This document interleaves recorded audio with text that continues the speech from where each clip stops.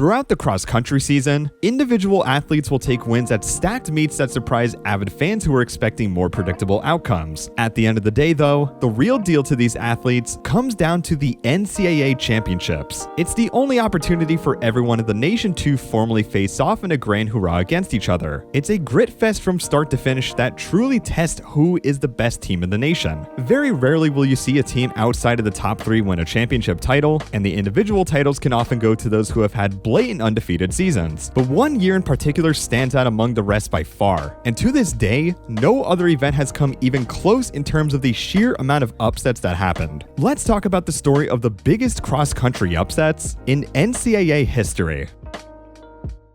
At the 2015 NCAA Championships, Syracuse narrowly won the men's title after constantly being placed 3rd and 2nd in the NCAA rankings, while New Mexico dominated the women's race by 80 points, taking home the title there. On the individual side, Edward Cheserek was also making his 4th and final appearance for his senior year to try and take his 4th consecutive individual title, a feat no one had ever done before, as a few athletes have come close, but were never able to take it all 4 years. For the team rankings, New Mexico and Syracuse held their #1 identity for a couple weeks, and while Syracuse still held their high standings pretty formidably, it was obvious there was a gap in New Mexico's squad that would put them out of the top 10 after a disappointing performance at the Nutty Comb Invitational. They would regain some confidence leading up to NCAAs, but being placed at 6th, the main top dogs to look out for were Colorado, NC State, and Providence. On the men's side, Cheserek was looking extremely fit leading up to NCAAs, making his pre-nationals win look like a mere tempo run, and Northern Arizona, or NAU, had a tight-knit pack that would have them going into natties feeling like it was going to be a wrap if they stayed focused. Colorado and Stanford, though, were going to be trailing right behind to make sure a win wasn't too readily available for them. What goes through my mind is positioning, just executing the first phase of the race and being in the right spot and not getting stuck in the pack. The women's race is off, and the win is absolutely brutal. Through the first split, none of the top 3 ranked teams are even taking the lead, as it's Michigan, Oregon, and Stanford taking charge. But Colorado and NC State were just right behind, as the entire pack is still quite tight given the conditions. Around the 4K mark, the commentators report on the standings, and Oregon, the 12th ranked team in the nation, have a 24-point lead over Michigan for first, with Colorado trailing behind in 3rd. On the individual side, we have 5 women who all had fantastic placements in their regional races leading up, but Michigan's Erin Finn was the more likely candidate to take it all. Things were looking interesting though when Notre Dame's sophomore Anna Rohr pushed the tempo hard on the uphill section, but as the final straightaway came around, Finn made the mature move to wait until now to straight on ahead, and with 30 seconds to go and all the momentum in the world, it was pretty much game over on the individual side. That is, until this happened. From the beginning, but watch out for Carissa Schweitzer from Missouri. She might jump them both and surprise the field here. Oh my goodness, and here we go. Schweitzer, Missouri, trying to go by Finn, and she does. Can Finn respond? She's trying to go with her. It's going to be Schweitzer of Missouri winning her first cross-country title, coming through the line in just over 19 minutes and 40 seconds. Schweitzer, your champ. Finn in 2nd, Rohr in 3rd. Colorado just had 2 cross the line. Michigan's got another one coming in. Missouri had another. Oh man, this is going to be crazy. Colorado got Colorado in. Colorado just had 4, 5, and 6. I believe right now. Michigan might have 5 through now, so it's all a wait on the team score.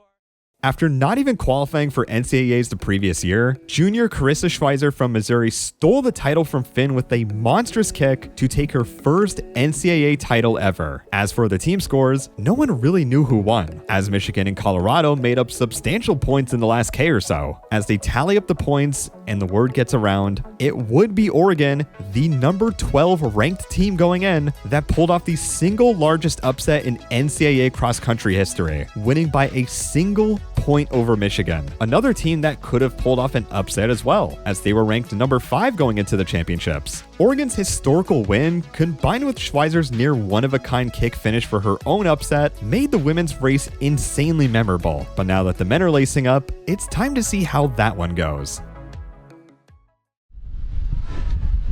And they are off here. 2016 Men's National Championship, Division 1. 10,000 meters.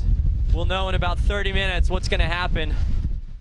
It's still Gust Central and Terre Haute, and given the men's race is 10,000 meters, we can expect quite a bit more tacticality out of them. NAU, of course, were the prime candidates to take this one, but with Colorado and Stanford hopefully trailing behind, things could shake up rather quickly. Not too much is happening for the first quarter of the race, and a third of the way through, it is still packed to the brim, but UTEP and NAU are the standouts here in the team scores for now. About 2/3 of the way through, we begin to see a respectable separation, as Villanova's Patrick Tiernan leads over Cheserek, and a few others hang on to plan their next move. Just 2 minutes later though, Syracuse junior Justin Knight is pulled alongside, and now there's a clear distinction of what's to be expected with around 2K or so to go. At the 5th and final mid-race split, it looks like NAU or Syracuse will be taking this as expected, but what was perhaps a bit unorthodox was seeing Cheserek fade into near obscurity from the leaders, and it's between Knight and Tiernan to duke it out. As Tiernan's stride remains fluid going into the last few hundred meters, the Australian will be crowned with his first NCAA title over the best collegiate cross-country runner in history.